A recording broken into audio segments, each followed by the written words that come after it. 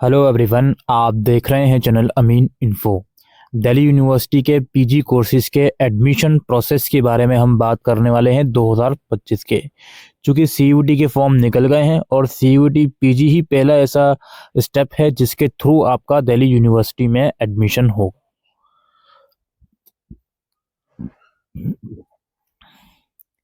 तो हम कुछ ब्रीफ स्टेप इस वीडियो के अंदर डिस्कस करने वाले हैं कि सीयूटी फॉर्म भरने से लेके डीयू में एडमिशन तक कौन कौन से स्टेप्स आएंगे आपके। क्रोनोलॉजिकल ऑर्डर में हम हर एक चीज डिस्कस करने वाले हैं, चाहे आप एसओएल को टारगेट कर रहे हो, रेगुलर या एनसीवेब को टारगेट कर रहे हो। चूंकि हम पीजी की बात कर रहे हैं तो इसमें B Ed, LLB, MA, M Com, MSc, library courses हर एक कोर्स आ जाता है। तो सबसे पहला स्टेप आपका होता है दोस्तों सीयूटी पीजी का एप्लीकेशन फॉर्म भरना, जिसकी लास्ट डेट 1 फरवरी है।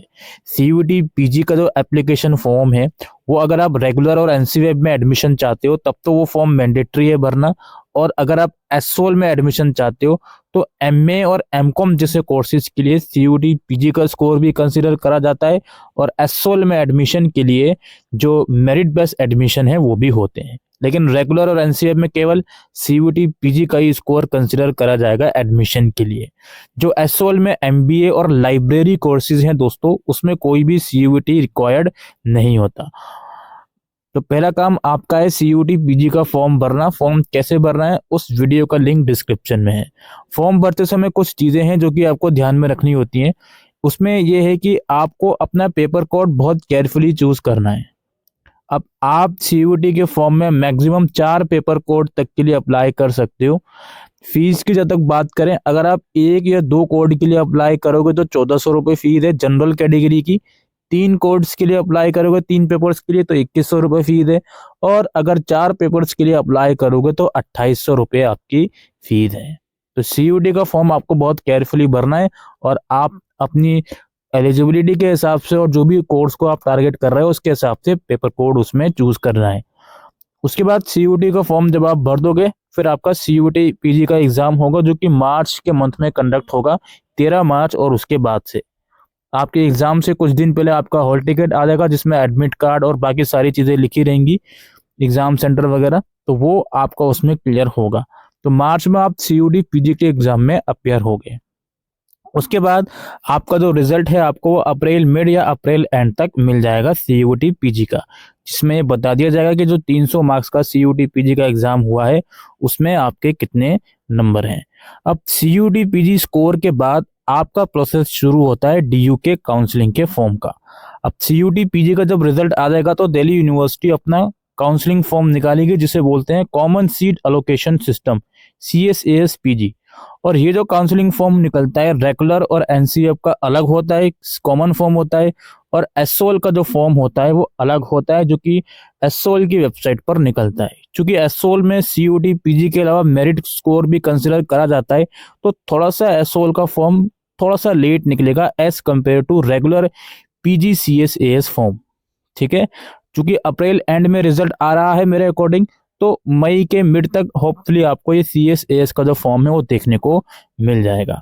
अब इस CSAS के फॉर्म में आपको अपनी पर्सनल डिटेल्स प्रोवाइड करनी होती है, वही नेम वगैरह बाकी सारी चीज़ें। सीयूटी का स्कोर कार्ड प्रोवाइड करना होता है, एजुकेशनल डिटेल्स प्रोवाइड करनी होती है, अपने कॉलेजेस और कोर्स का प्रेफरेंस। अगर आपने मल्टीपल कोर्सेज के लिए अप्लाई करा है तो उसका प्रेफरेंस, और उसमें अलग अलग कॉलेजेस में वो कोर्स ऑफर किया जाता है। जैसे एलएलबी है वो law centre 1, common law centre 2, इस तरीके से प्रोवाइड करा जाता है। तो उनका प्रेफरेंस आपको काउंसलिंग फॉर्म में देना होता है। और साथ साथ आपको डॉक्यूमेंट अपलोड करने होते हैं लाइक फोटोग्राफ, सिग्नेचर, 10th-12th की मार्कशीट, सीयूटी का स्कोर कार्ड, अगर आप किसी कैटेगरी से बिलोंग करते हो तो उसका सर्टिफिकेट। यहाँ पे दोस्तों अगर आप ओबीसी या ईडब्ल्यूएस कैटेगरी से बिलोंग करते हो तो काउंसलिंग के फॉर्म में जो ओबीसी और ईडब्ल्यूएस का सर्टिफिकेट है वो 31 मार्च 2025 के बाद का होना चाहिए, ये चीज़ ध्यान रखें। ठीक है, और अगर डिसेबल कैंडिडेट हो तो उसका डॉक्यूमेंट लगाना होता है, ग्रेजुएशन की मार्कशीट लगानी होती है अगर आपका रिजल्ट आ गया है तो, और आपको उस काउंसलिंग फॉर्म की फीस भरनी होती है। दोस्तों यहाँ पर एक चीज और बताना चाहूंगा, जो कैंडिडेट अपने फाइनल ईयर में है या रिजल्ट का वेट कर रहे हैं वो भी सीयूटी का फॉर्म भर सकते हैं, सीयूटी में अपियर हो सकते हैं, और इवन जो काउंसलिंग वाला फॉर्म है वो भी वो भर सकते हैं अगर काउंसलिंग के फॉर्म निकलने तक भी आपका रिजल्ट नहीं आता।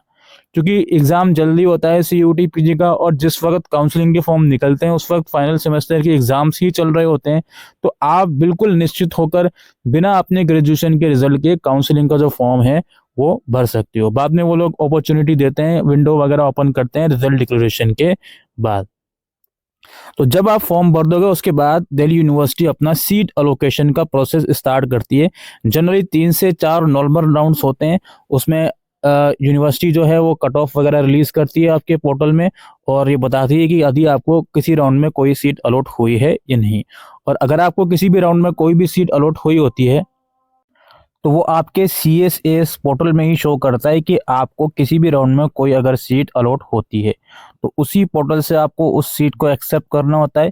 फिर आपके ऑनलाइन वेरिफिकेशन होते हैं कॉलेज में डॉक्यूमेंट के, और फिर उसी पोर्टल में आपको फीस पेमेंट करनी होती है, तो आपका एडमिशन हो जाता है।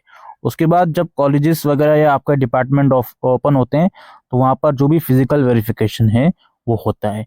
तो ये ब्रीफ सा प्रोसेस है दिल्ली यूनिवर्सिटी में पीजी कोर्सेज के एडमिशन प्रोसेस का। और उम्मीद करता हूँ अगर आपको सारी चीज़ें समझ में आई हों तो इस वीडियो को शेयर कीजिएगा, और डिस्क्रिप्शन में रिलेवेंट वीडियोस हैं, आप प्लीज़ उन वीडियोस को जाकर देख सकते हो। और डीयू का प्रोस्पेक्टस भी जब आ जाए तो उसे भी थॉरोली रीड आउट कर लीजिएगा आप लोग सीयूटी पीजी का फॉर्म भरने से पहले।